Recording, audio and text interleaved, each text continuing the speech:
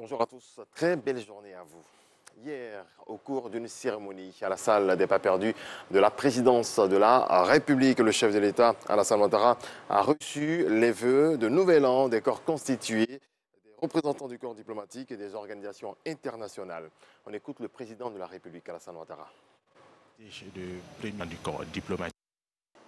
Je voudrais vous exprimer mes sincères remerciements pour les vœux chaleureux et les paroles pleines d'espoir que vous venez, au nom du corps diplomatique, de m'adresser ainsi qu'à mon épouse, au gouvernement et au peuple ivoirien.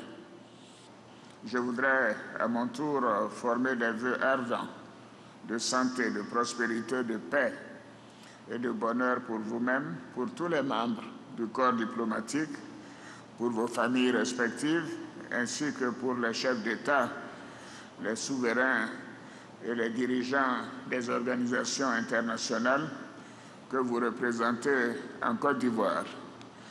Le gouvernement et le peuple ivoirien voudraient par ma voix réaffirmer toute leur gratitude et leur remerciement pour l'élan de solidarité que l'ensemble des pays et des organisations internationales que vous représentez nous ont témoigné suite au décès du Premier ministre Ahmed Bakayoko le 10 mars 2021. Cette solidarité a été d'un grand réconfort. L'année 2021 qui vient de s'achever a été marquée par plusieurs événements majeurs, tant sur le plan national qu'international. Au plan national, les élections législatives tenues le 6 mars 2021 ont enregistré pour la première fois depuis 2 décennies la participation de la quasi-totalité des partis politiques significatifs de notre pays.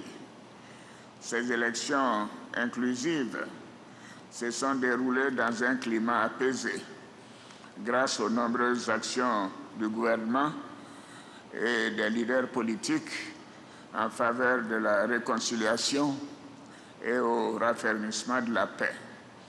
Elles ont abouti au renouvellement de la quasi-totalité des membres de l'Assemblée nationale de Côte d'Ivoire, qui est le reflet des principales tendances politiques dans notre pays.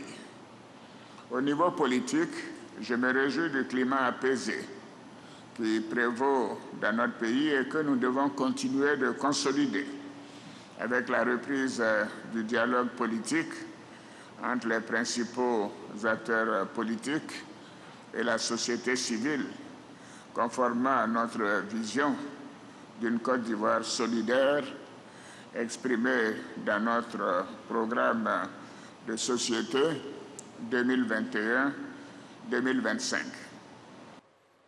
Dans le reste de l'actualité, Bamako dit avoir fait défaut sur ses obligations. 2,7 milliards de francs CFA d'intérêt dus à des créanciers sous-régionaux n'ont pas pu être remboursés en janvier.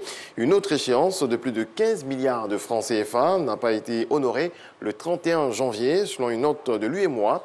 Le ministre malien des Finances pointe du doigt les sanctions qui empêchent toute transaction financière dans les pays de la CEDEAO.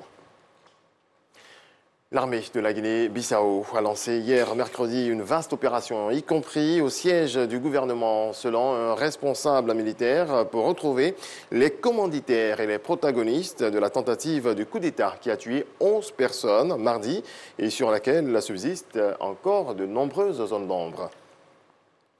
Et puis on termine avec du football. La Coupe d'Afrique des Nations Cannes 2021. Le Sénégal est en finale de la compétition. Les Lions de la Teranga ont surclassé les étalons du Burkina Faso. Score final 3-1 avec un grand Sadio Mané, buteur puis passeur. Regardons.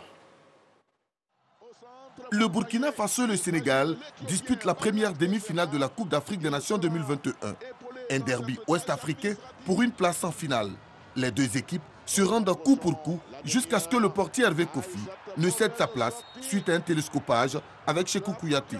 La suite est légèrement en faveur des Sénégalais, mais la pause intervient sur le score de 0-0. Il faut attendre la seconde période avant de voir la situation se débloquer. Grâce à Abdou Diallo, le Sénégal ouvre le score. Dans la foulée, il est imité par Bamba Dieng. Mené, la réaction d'orgueil des Burkinabés intervient à la 82e minute avec le but de Blati Touré. À 2-1 et menacé par une éventuelle égalisation, Sadio Mané met ses coéquipiers à l'abri avec ce joli geste. Le Sénégal s'impose 3-1 et se qualifie pour la deuxième fois d'affilée en finale. Voilà, Sadio Mané pourrait rejoindre Mohamed Salah, son coéquipier de Liverpool, en Angleterre, puisque la deuxième demi-finale va opposer ce soir, 19h temps universel, l'Égypte au Cameroun, le pays organisateur. Point final. Merci à toutes et à tous.